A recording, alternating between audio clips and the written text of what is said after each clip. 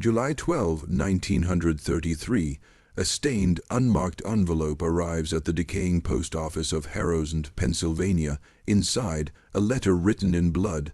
It's unsigned, except for a cryptic scrawl at the bottom: "We were never meant to survive."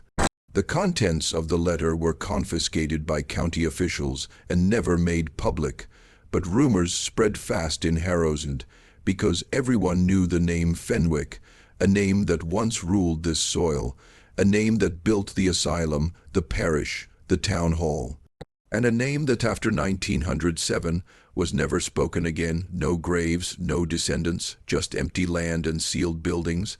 The Fenwicks weren't erased by time, they were removed. What happened to them isn't written in history books, but it lives on in local legend.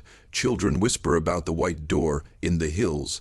Hunters report sightings of mute children with Fenwick eyes, and deep in the archives of a shuttered orphanage lies a record scratched into a cellar wall: "We are the Fenwicks. We didn't die. We were buried alive." This is the story of a family too cursed to continue and too dangerous to disappear quietly. Long before the Fenwicks were a household name, they were just another forgotten family arriving in colonial Pennsylvania. But locals noticed something odd from the beginning. They never worshipped at St. Elmo's Church. Instead, they built their own place of devotion, a stark, pitch-black chapel made of scorched cedar planks on a hill that older settlers refused to settle.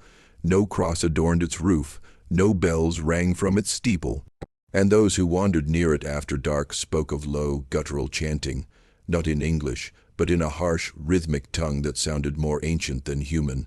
Town elders warned the Fenwicks, but by 1812, the family had grown influential. Tobias Fenwick, patriarch, war veteran, and self-declared theologian, was said to possess relics he refused to show even his closest friends. He kept volumes in the family library, bound in gray leather and written in rust-red ink. One night, the black chapel simply vanished. No smoke, no fire, no debris. Just an empty foundation with scorched soil and a smell that made horses panic and children vomit. That was when people began to whisper. The Fenwicks weren't building a church. They were feeding something beneath it. In the winter of 1821, Mary Fenwick, the youngest daughter of Tobias, gave birth to twin boys under strange and troubling circumstances. The physician who attended the delivery, Dr. Anselm Carter, disappeared 3 days later. His house was found open, a trail of frostbitten footprints leading into the woods. No one ever found his body. The twins were named Ephraim and Elias, and though they were perfectly healthy, no one ever saw them outside during daylight. Servants at the Fenwick estate were forbidden from entering the nursery without permission, but one maid, Judith Keller, claimed she caught a glimpse of them through the cracked door.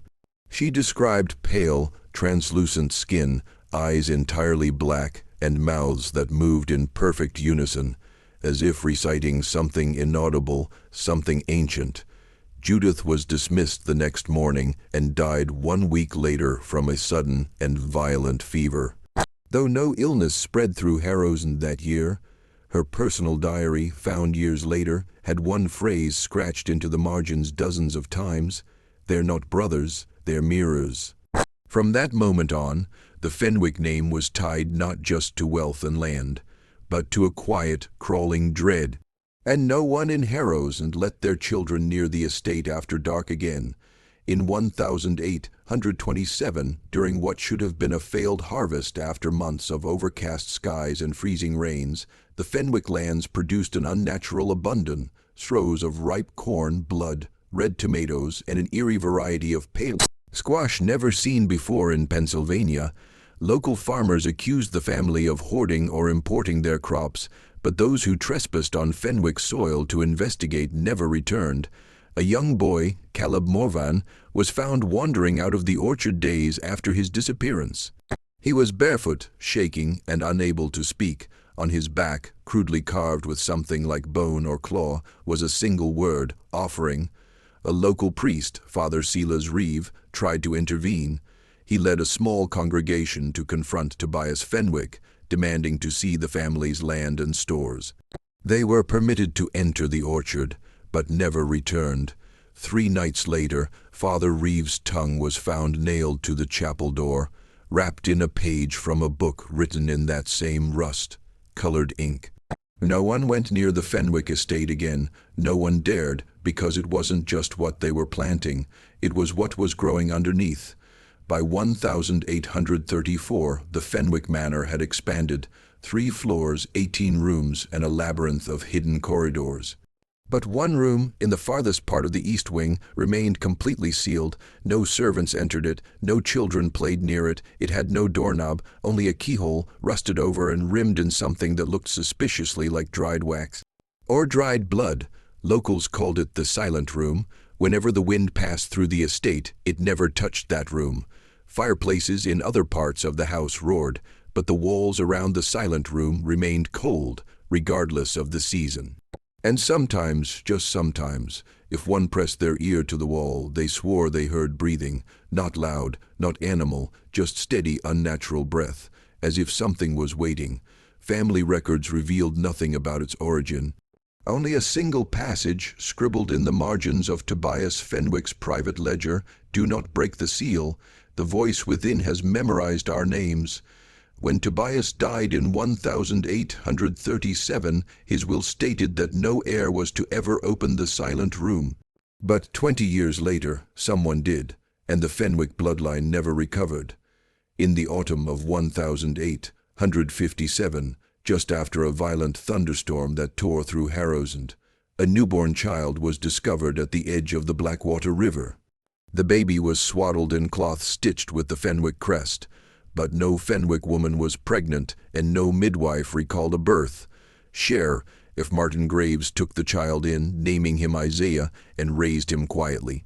But by the age of 3, Isaiah began speaking in tongues, long, hypnotic sequences of guttural syllables that silenced animals and made adults weep uncontrollably.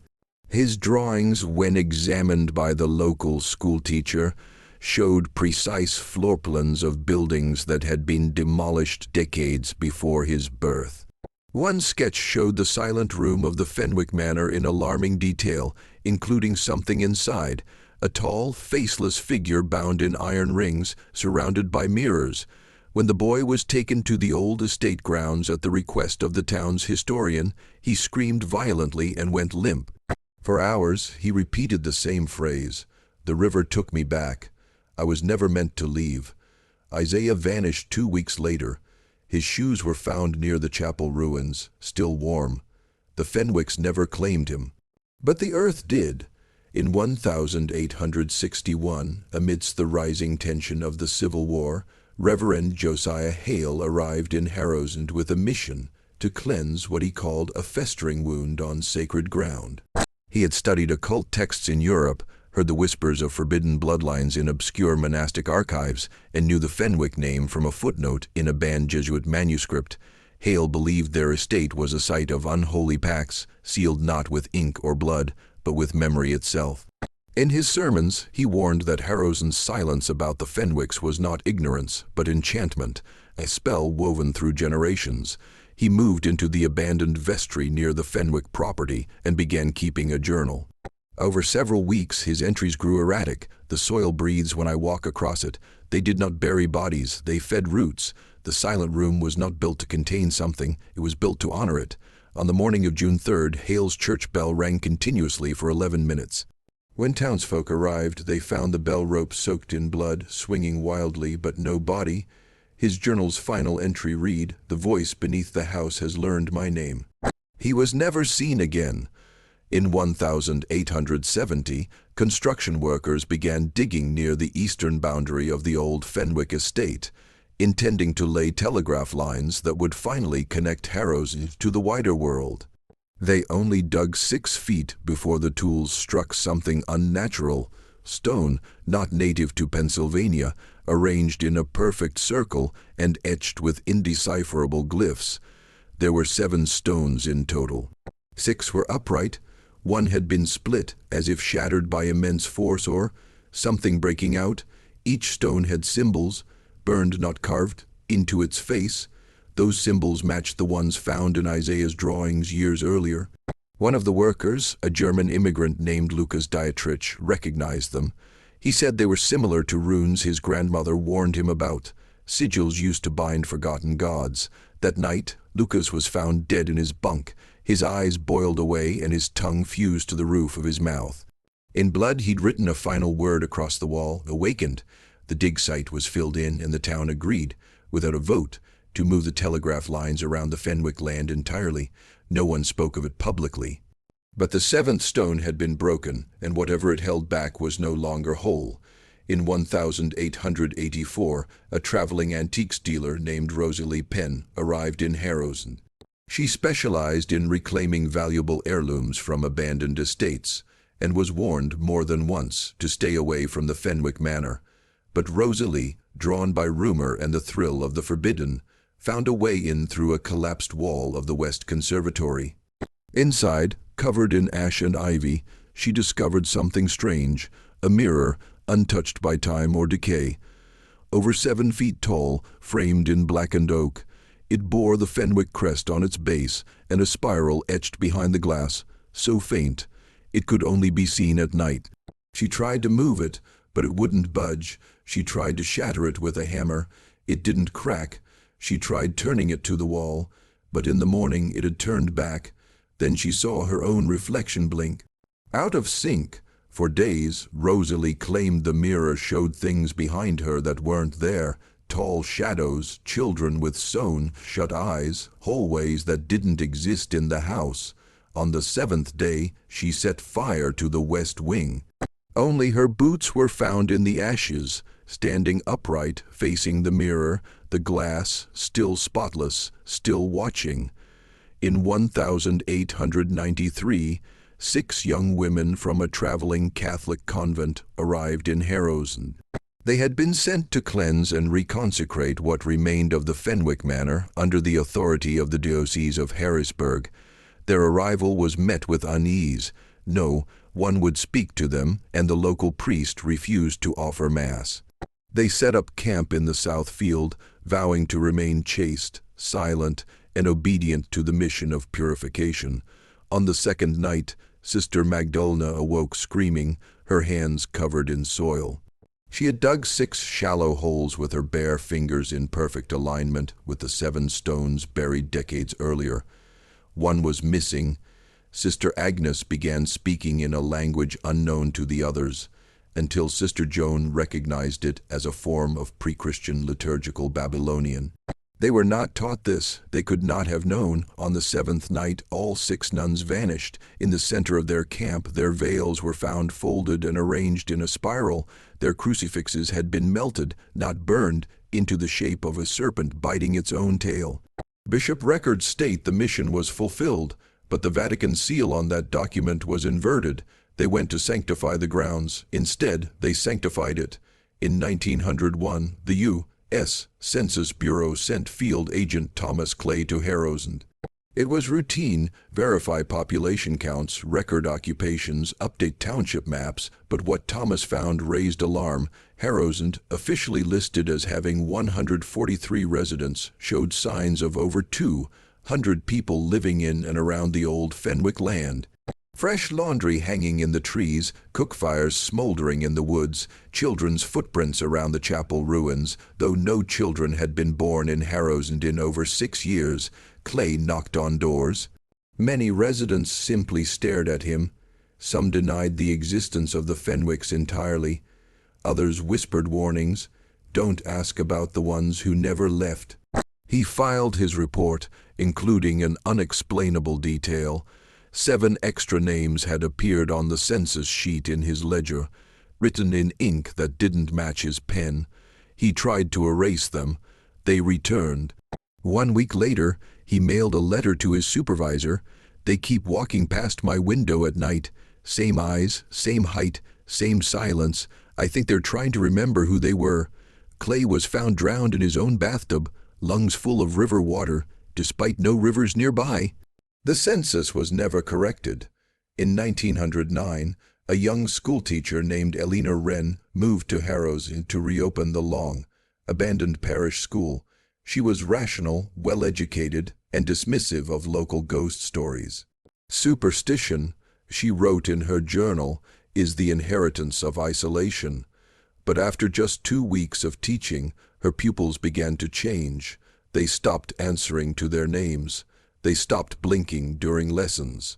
They would only draw one thing, a tall white door with no handle, standing alone in a black field under a bleeding sun. The same door, over and over. Elena confronted the children. One of them, a boy who had never spoken aloud, looked up and said clearly, "We remember what we were. It remembers too." That night, Elena dreamt of the door. She said it opened. Something stepped out wearing her father's voice. She began sketching obsessively.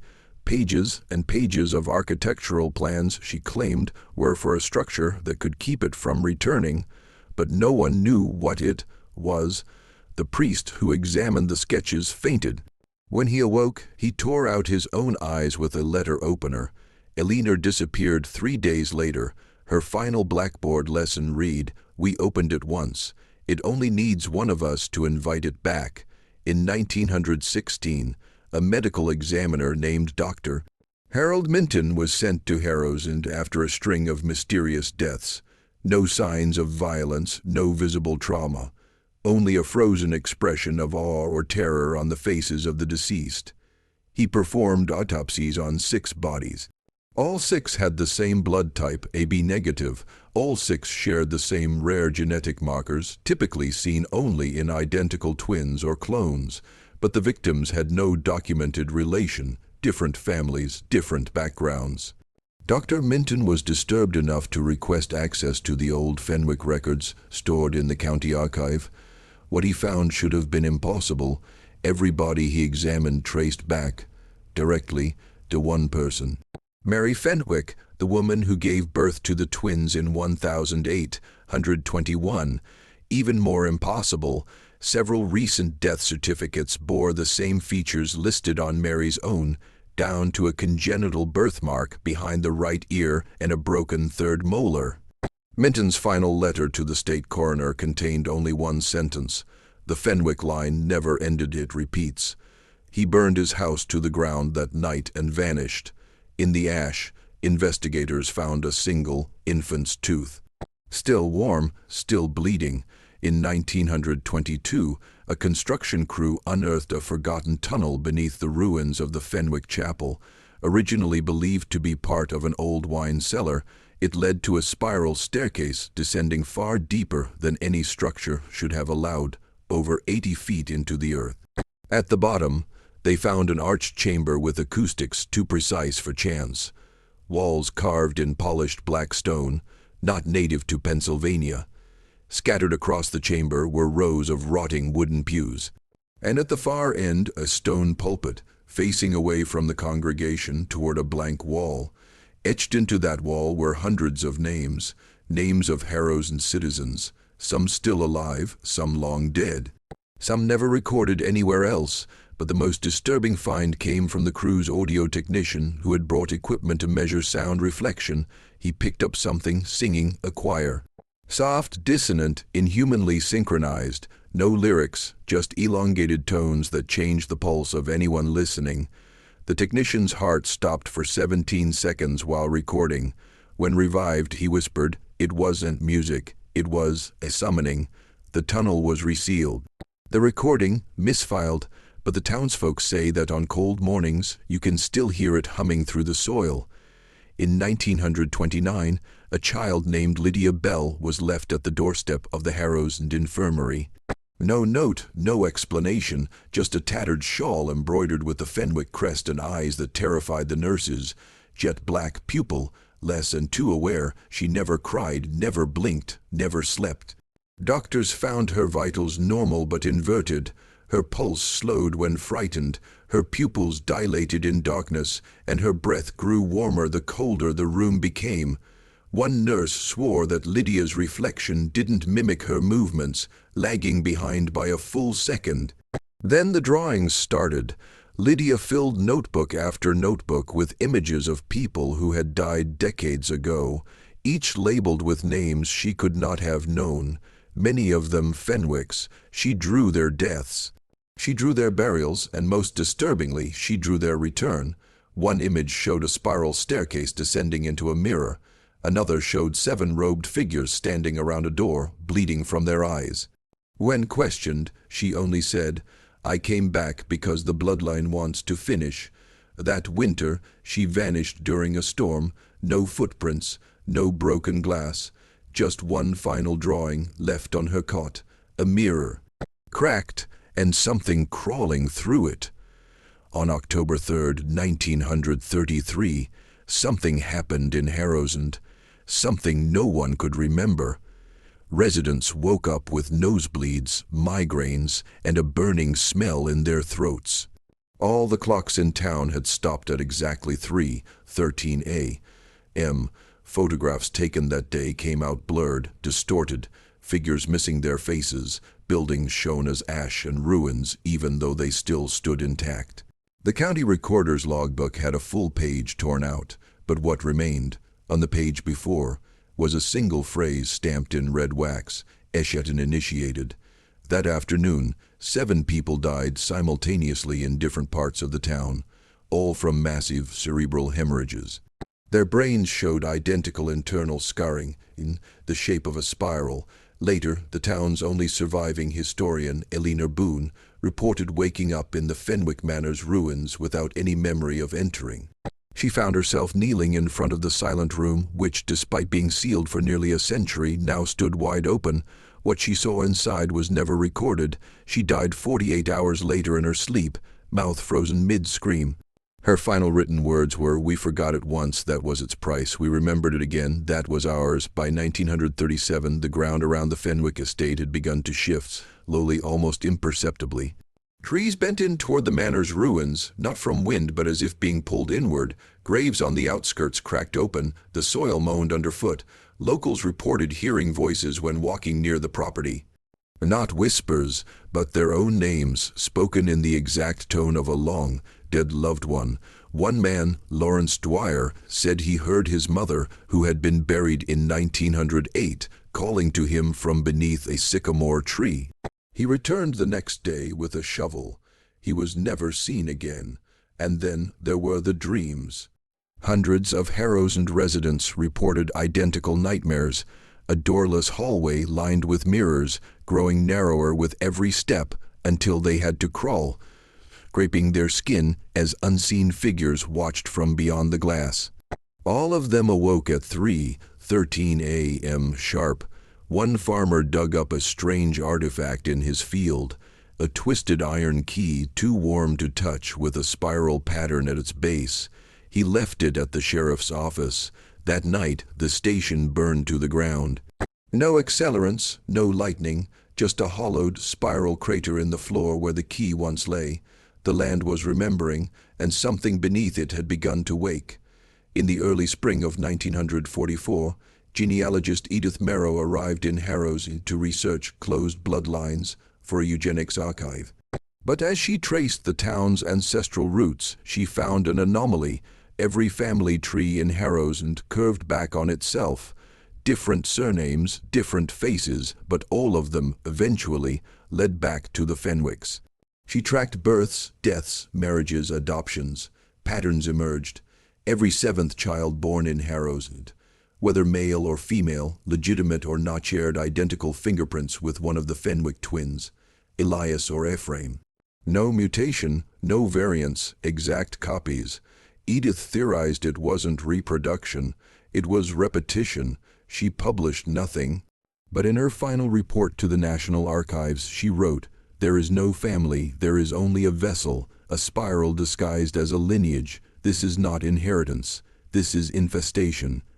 On May 7, 1944, a boy named Caleb Fenwick was born in Harrowsend, the first child to bear the surname in over 80 years, but no one recalled his mother. No birth was recorded. The attending midwife, when questioned, could only sob, "I didn't deliver him. I opened something, and he walked out." 7 church bells rang that night, but there were no churches left standing. In 1948, after a string of disappearances, the state dispatched a geological survey team to Harrows to inspect reports of sinkholes forming across the Fenwick land. What they found was no natural collapse. It was a spiral, not a metaphor, a literal, spiraling structure of stone and bone, descending deep beneath where the manor once stood. It twisted in perfect mathematical proportion, the golden ratio, but carved into organic material. Teeth, ribs, vertebrae, human, animal, unknown. At the spiral's center, partially submerged in dark fluid, was the mirror, the same one from 1884, still upright, still unbroken, but now the reflection no longer matched the world around it. In the mirror, the sky was black, the chapel stood whole again, and the entire Fenwick family was gathered around a pulsing white door, eyes closed, lips moving. The survey team fled. Only one man, Charles Eddings, stayed. He stepped toward the glass and placed his hand on it. His final transmission caught on a static, filled radio. "The door is not for entering, it's for letting something through. We were never meant to endure, we were meant to invite." Then silence. The spiral sealed behind him. The mirror remains, waiting. By 1950, Harrowsend had become a hollow whisper of a town, its history erased from maps, its name struck from postal records, but not forgotten. Because the Fenwick bloodline had done exactly what it was made to do. It was never about survival, never about legacy. It was about incubation, a human family twisted into a ritual. A lineage bred to mimic faith, mimic flesh, mimic normalcy, while below, something older than time fed off their memory, their names, their reflections. Every mirror, every spiral, every seventh child. All part of the same invocation, the final journal entry of Sister Magdalene, recovered in 1951 by a demolition team sent to clear the land. Read, "We thought we were protecting the world from the Fenwicks. We were wrong. The Fenwicks were the lock. Now the key has turned. They weren't cursed. They were chosen, and now, across America, in homes with strange mirrors and old portraits with eyes that don't blink quite right, descendants begin to hum the same dissonant melody, even if they've never been to Pennsylvania. Because the bloodline was never meant to endure, it was meant to open, and now it already has."